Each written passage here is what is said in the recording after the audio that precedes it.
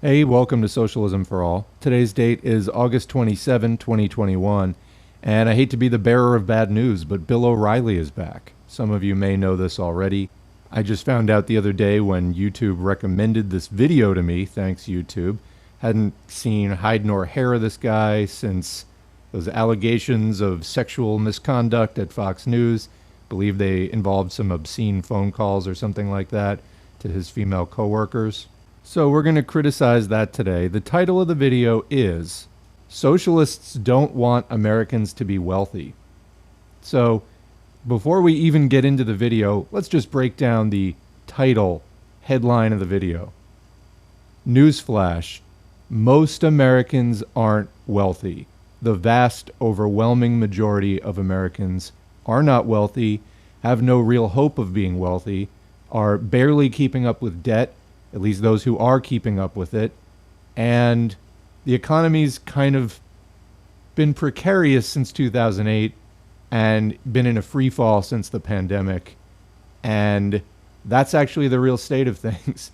What socialists want is for more Americans to be comfortable, cared for, not exploited, and able to have some kind of a dignified life, which is not currently the case.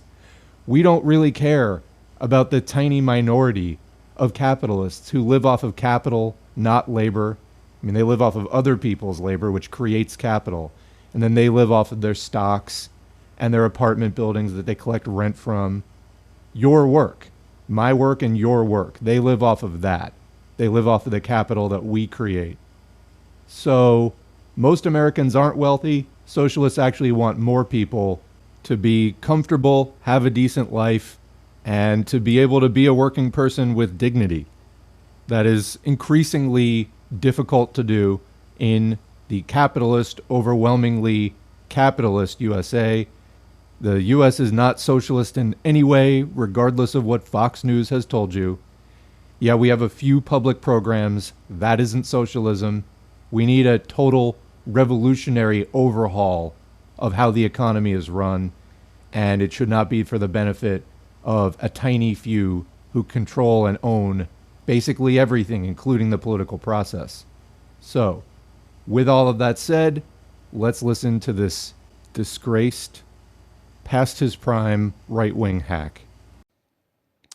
The only way for a guy like me, born into very modest circumstances in Levittown, New York, the only way I could become wealthy was to invest in the stock market after I began making decent money as a journalist.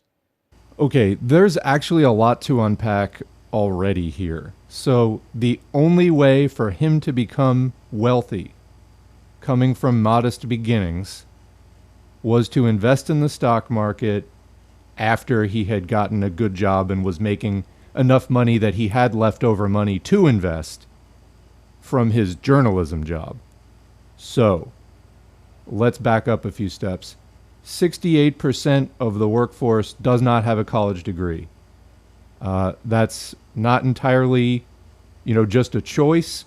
Many people don't grow up in circumstances where they have good public education. The education system is wildly uneven, funded as it usually is by property taxes, which of course in the wealthier towns is going to result in better schools. And yeah, there will be a few lower socioeconomic households in even a wealthier town who manage to get into the better school that happens to be in their town. But by and large, not everybody is well prepared to go to college. And even if you have a decent education at the primary and secondary level, you don't always have life circumstances which support you going to college. Is there a good public college where you are that has affordable tuition? Can your family afford to pay $40,000, $50,000 a year for you to go to a private school? So there's kind of a lot, even though Bill O'Reilly describes them as modest beginnings, even just before getting that journalism job. Okay? Also, not everybody is born like Bill O'Reilly. super tall with a bullying personality who can, push his way into various situations. Some people just are more not loud people, and this society does not tend to favor that. Anyway, Bill, got through his, quote, modest beginnings. Of course, this was also a different age when college was much more affordable. And of course, the network he worked for a long time, Fox News, did everything they possibly could, even to undercut the modest gains that were made in the 30s through the 70s, the golden age of social democracy in the U.S. So Bill got out, and then he helped to pull up the ladder behind him so that you couldn't. Also, when he refers to himself as a journalist, there isn't room at the top. So, I don't know exactly when Bill O'Reilly started making money in the stock market. Maybe he will, expand on that later. But when he says being a journalist, does he mean being like one of the most highly paid people on cable news, paid by the far right, lots of money to promote a socially destructive agenda? You mean that? Where are we drawing the lines here? So what I'm trying to say is Bill's trying to paint himself as an everyman. It's really not the case. Most people wouldn't have even, just because of circumstances of birth and the way that the United States is set up, it's not a meritocracy at all. He already was born into kind of a privileged category to even be able to do some of those things which, practically speaking, may not be available to many people. Then there's the whole question of the stock market. I think of that thing they always say on the TV commercials about different sweepstakes and giveaways and, contests. Millions will enter, few will win. That pretty much describes capitalism. It's a pyramid. There's a few very wealthy at the top. Everybody else is exploited to create the wealth that makes them wealthy. So already we're off to very shaky grounds, but Bill O'Reilly just presents that as like, this is the normal thing everybody does. Let's continue. So I did that. I invested in the stock market. It goes up, it goes down. But if you stay in it for the long run, you build wealth. That depends what you invest in and who you have advising you. When I got into my 20s, and I really didn't have much money, but I never considered the question before of, if I make money, what would I do with it? Or, the like couple $1,000s that I had. I was like, I don't know, can I do anything with this money? And I looked into it. And pretty much no matter what, your money is going into funding imperialism. Like, your money is going to be managed by somebody else, and they are going to put it into the companies that prop up the U.S. economy. That means the military-industrial complex. Now, you can take courses on investing and try to do this tech company or that tech company or whatever. This is basically gambling. So what he's talking about, yeah, you can buy into the companies that are building bombs and doing all of kind of stuff that hurts working people around the world for the sake of people who want to, hitch their wagon to the U.S. imperial effort. Not everybody wants to do that. Beyond that, just having the literacy and numeracy to be able to engage in activities like this, relatively uncommon. I mentioned also before about Bill O'Reilly having a loud bullying personality that probably helped him get some of the jobs. Let's just be even clearer about that. He's a man also. That I think also when he was getting the jobs, that was a relevant factor. We think today in terms of maybe a little bit more just personality.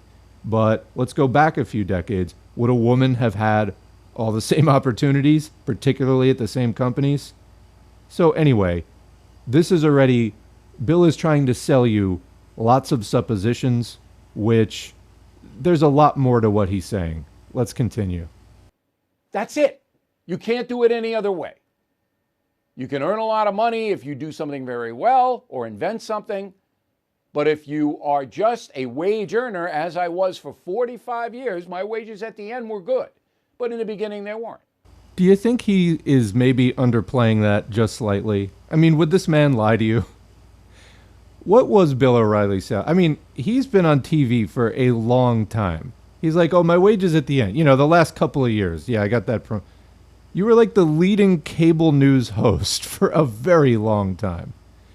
Anyway, you know, it's like bordering on why did I even do this video? It was just the novelty of YouTube just handed me a Bill O'Reilly. Like, really, you think I want to watch that? Ridiculous. What a joke. So anyway, going on. So invest in the stock market. That's how you build wealth. Okay? So here's the data. There are about, let me see, how many Americans? 55%, according to Forbes magazine, 55% of Americans have money in the stock market. Okay, so maybe he's going to drill down into that and maybe not. But let's just take that again. Barely a majority of people in the U.S., just over 50%, have some money in the stock market. That figure includes people who own one share of stock. Okay? When you actually break it down, who controls the stock market? So this gets into a discussion of, is the stock market a democratic institution? Democracy we think of as one person, one vote, equal input. No. The vast majority of the stock market, just like everything else in the U.S., is owned by a tiny percentage of people. I believe it's that something like 75% of the shares of the entire stock market are owned by 1% of the investors. So Bill's trying to paint the stock market as some kind of, majoritarian interest. Yeah, some person has 10 shares of the Coca-Cola company. Somebody has 30 shares of AT&T. That doesn't mean shit. That does not mean shit. Those people have virtually no interest in seeing this system continue. My guess is that's where he's going with this. But yeah, why is that not democratic? Because democracy, like I said, is one person, one vote. But the stock market is $1, one vote. And some people have way more dollars than others. Therefore, they have way more votes than others. And effectively, the stock market revolves around that 1% or 5% of people who own practically the entire thing, the vast majority. So forget the stock market. Okay? Most of that is in retirement funds, school funds for the kids, college tuition, those kinds of things. All right? Just 14% invest in individual stocks. I have a few stocks, okay? But I have more mutual funds. Now, the people who invest in stocks are called the investor class. Before he gets into this, I just glanced again at the title of the video, Socialists Don't Want Americans to Be Wealthy. Where the hell is he going with this? I see no relationship whatsoever to the facts he's laying out and socialism. I mean, under socialism, we have ways of funding things. Like he's talking, well, first of all, you wouldn't need a college fund because college would be public and it would just be paid for. Anyway, I don't know what the hell he's talking about. There's a tiny, like he just said, 14% of people have individual stocks and get into investing. And probably a lot of those people don't even do it, that seriously. But is that 14% of the 55%, which is like closer to 7 or 8%? Or are you talking about 14% of the overall population? That is not clear. Anyway, we're talking about a very few people, while the vast majority of proletarian working people in the U.S. have absolutely no money to invest at all. It's a moot discussion. Most people in this country, probably you listening to this right now, have a lot more dreams than money and opportunities to realize them. That's what socialism is about correcting. Probably a lot of us have a lot more basic needs than we have money to obtain our basic needs, let alone the longer term dreams. That's what socialism is about correcting.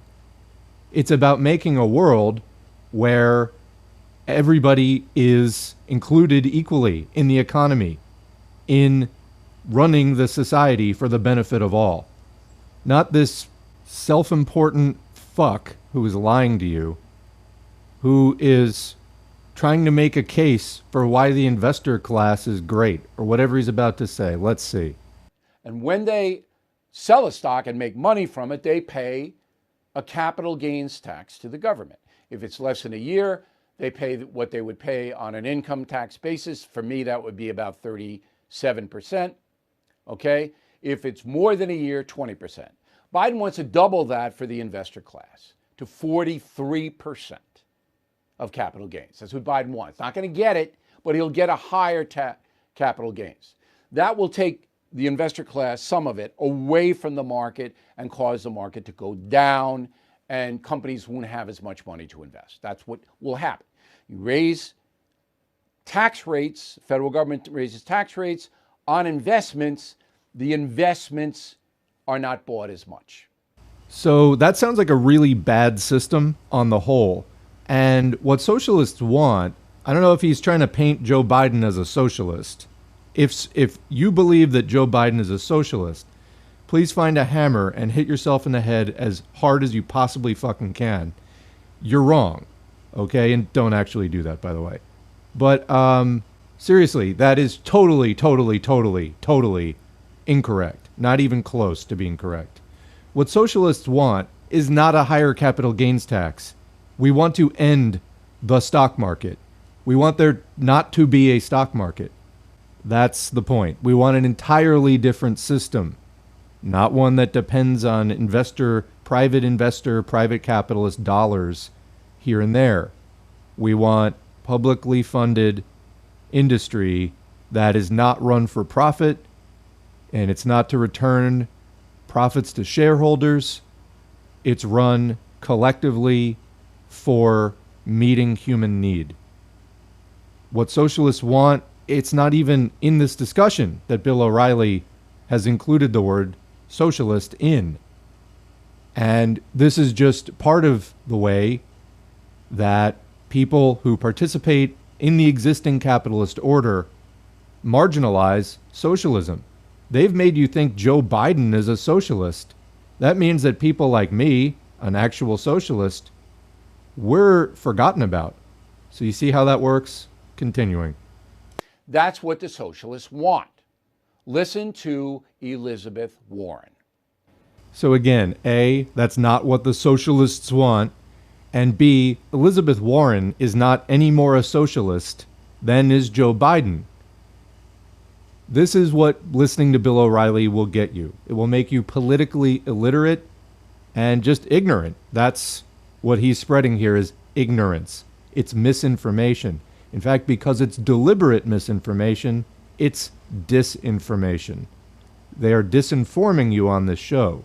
If you are willingly watching this and considering it at face value, you're doing yourself a disservice, and you're participating in your own manipulation. You are participating. The whole point of having a stock market is so that people across this country, around the world, can invest in businesses, help create that capital accumulation so businesses have the money they need to grow and to prosper. Instead, what has happened is it's turned into a casino, so that market manipulators come in and they drive markets up or down and make a profit on it.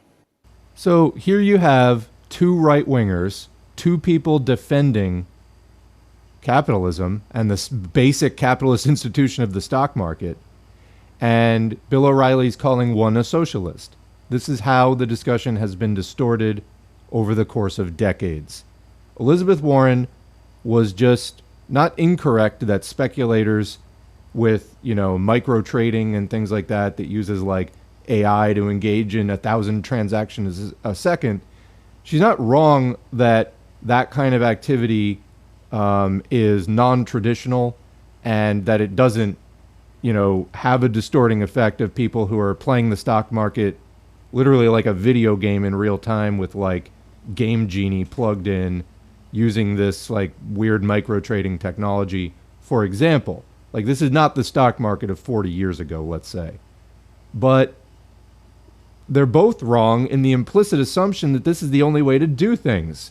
It isn't. We don't need a stock market. But all of these things that get away from socialism, whether it's, we just need to regulate the stock market, or we just need more co-ops, or whatever it is, it gets away from the basic need to confront capital, pull the plug on their institutions, and set up a completely different system, starting from scratch. So that's what we need to do, actually. And people buying into either side of this, on the Bill O'Reilly side or the Elizabeth Warren side, are getting taken for a ride by capitalists. And that's exactly what they want. They want to completely control the narrative and the options that are in front of you. You have another option, it's Marxism. This is actually a way that people have fought their way out of capitalism in numerous countries across the world. Okay, there is some of that, but there are laws against that, and the senator well knows. The senator is a socialist, and so is Ocasio-Cortez, Bernie Sanders. They want to control the stock market and the bond market and the commodities market from Washington, as they want to control the private economy. They will tell you what you should invest in, what you can do and not do in the financial community. So everything that Bill O'Reilly just said is completely divorced from reality. I don't support Elizabeth Warren or Bernie Sanders or AOC. They're really not socialists. Bernie and AOC, well, not even gonna, you know what? Never mind. Let's not even make the distinction. None of them are socialists. They want to regulate capitalism somewhat, and even then, they only talk about doing it. Very little action has been produced so far of any, substance. So we'll see if that changes at some point, but I'm not holding my breath. So what Bill O'Reilly said doesn't have a lick of merit. He is really just talking nonsense now. That's what they want. Here's a tweet from a nut, Congressman Cori Bush. It's a woman, right? Congresswoman Cori Bush. A loon. She's from Missouri. Quote, the stock market hitting 30,000 points for the first time ever on a day when 2,216 people died from COVID in a week where people will be starving on Thanksgiving tells you everything you need to know about our broken system. So actually the tweet is not inaccurate. My complaints with AOC and the squad members like Cori Bush, I don't know if she's officially a squad member, but she's in that, new progressives, quote unquote, elected to Congress group, is not really with what they say all the time. I mean, some of the tweets are promising. The problem is they just tweet, and that's kind of the end of it. That's accurate. What we've seen time and again with the pandemic is that the stock market tends to go up when things are bad for working people. Gee, it's almost like the interests of capitalists and working people are diametrically opposed. Where do profits come from? Well, there's commercial activity, whether it's industrial activity like making goods and services, or financial activity like lending money or something. Well, anyway, the profit comes from withholding value from the people who created it and then putting it in a special box called profit, and there are your profits. Profits are unpaid wages, essentially. So, yeah, that came from working people, and we have seen that time and again in the pandemic. When things are bad for working people is when the stock market tends to do better. So Bill O'Reilly, I'm sure, is going to try to tell you the opposite just by saying things like, she's a nut, or whatever, or, on Thanksgiving, food banks have extra money. The point is, why do we have food banks? But this is Bill O'Reilly for you. I haven't actually listened to Bill O'Reilly. I mean, I've never really listened to Bill O'Reilly. I was never like a Bill O'Reilly head. But I haven't even heard this guy in at least 10 years, I think. And wild to think this just keeps ticking. They just keep at it. They just need to keep reproducing this ideology over and over and over again and keep drilling it into their heads so that the flock doesn't stray. Okay, so that woman, she's, I think, a communist, not a socialist. She's doing a step further. You know, disband it, disband it. They don't want, the progressives don't want anybody becoming wealthy. Let me rephrase that for Bill. Quick correction there, Bill. What we actually know is that most people will never even be served adequately by the system, let alone become wealthy. Almost no one will ever become wealthy in the United States. In the world, I mean, if you want to factor in the entire world population, almost no one is wealthy. Most people are exploited and suffering. Most people have more basic needs unmet than they have means to meet them. That's actually the picture of the world.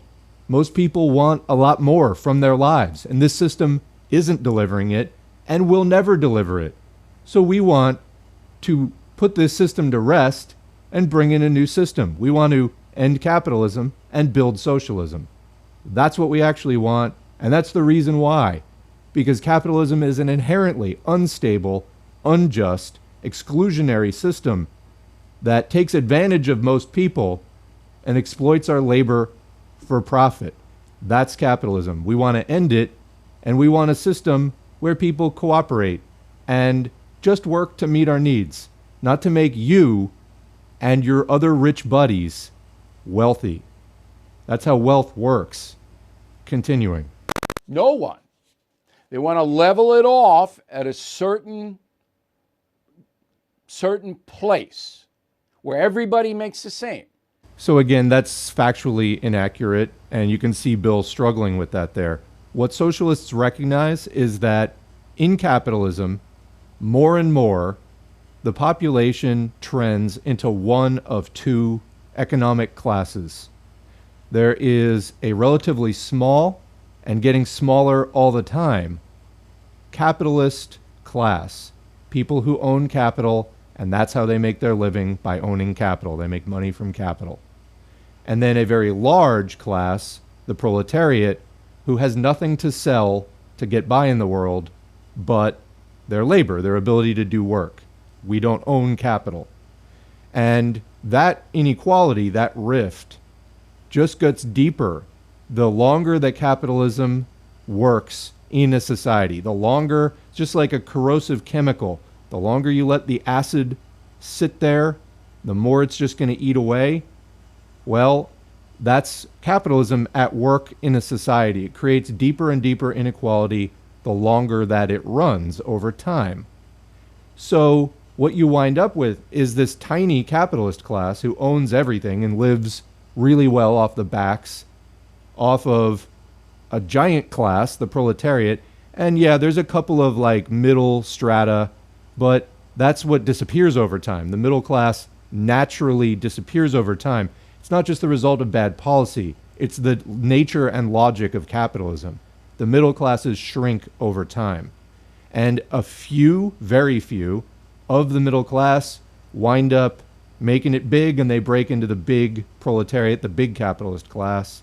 But the vast majority of the middle class, like the vast majority of everybody else, winds up dispossessed in the proletariat, left with nothing to sell but their labor. Basically, you are just left with your body and mind to sell to a capitalist in exchange for wages, and then you need those wages to buy the things you need, because everything's been commodified. Food has been commodified. Shelter has been commodified. Medicine has been commodified. Education has been commodified, with some pushback on that and some pushback on the commodification of medicine, but just a little bit, and it's inadequate. So this is capitalism, and this is what we want to end. You have this system where the overwhelming majority of the population is a large class called the proletariat. We should have the say, and it's in our interest to abolish private property, and then we just hold it in common. We don't want to become the middle class again, because you're just going to wind up going through this cycle all over again. No, it's already gotten this far. The best thing to do, say we socialists, actual socialists, not these like phantoms that Bill O'Reilly is fighting against and trying to get you to fight against. It's in our interest to abolish private property. What does that mean? To take the wealth that the capitalist class, wealth we created, that they are holding as their personal private property, and to just turn it public.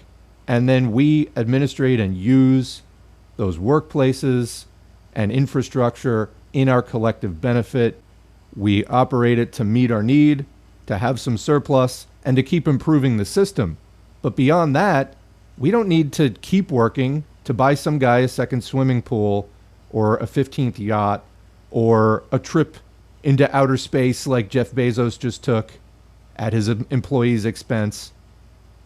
All of the wealth that we make that is beyond meeting need, having reasonable surplus, and improving our system, improving the technology and research and development and all that stuff, we don't need to work even as much as we're working now to have a better standard of life once we remove the capitalists' ability to confiscate and hoard the stuff we're producing. And that's the basic logic behind socialism.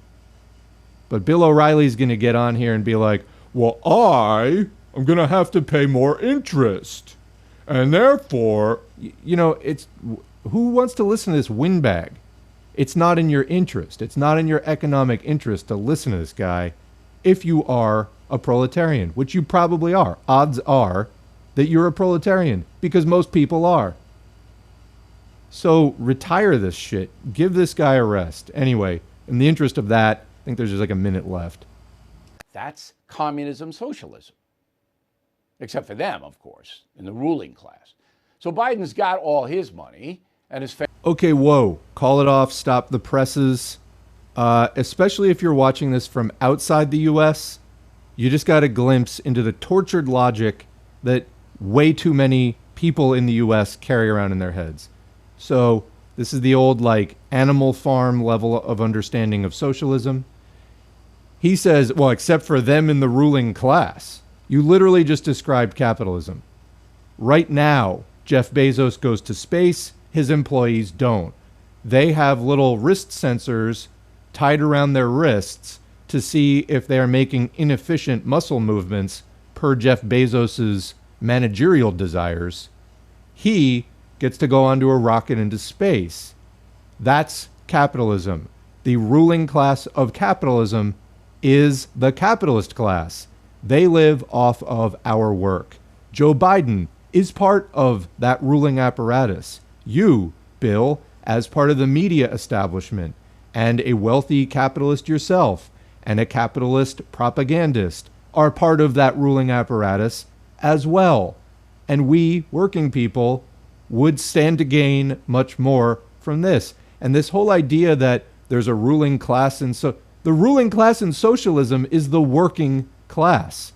That's one of the definitions of socialism, actually, is when the working class is the ruling class. The idea behind that is that if you put the majoritarian class, which in the past in less developed countries was the alliance between the proletariat, more the urban industrial workers, and the peasantry, more of the rural agrarian workers, they formed the majority. Those were the people whose lives were going to improve. And they were the vast majority. Why do you want a minoritarian class like the capitalists running your society? They're not going to run it in the interest of most people. They're going to run it in their own interests.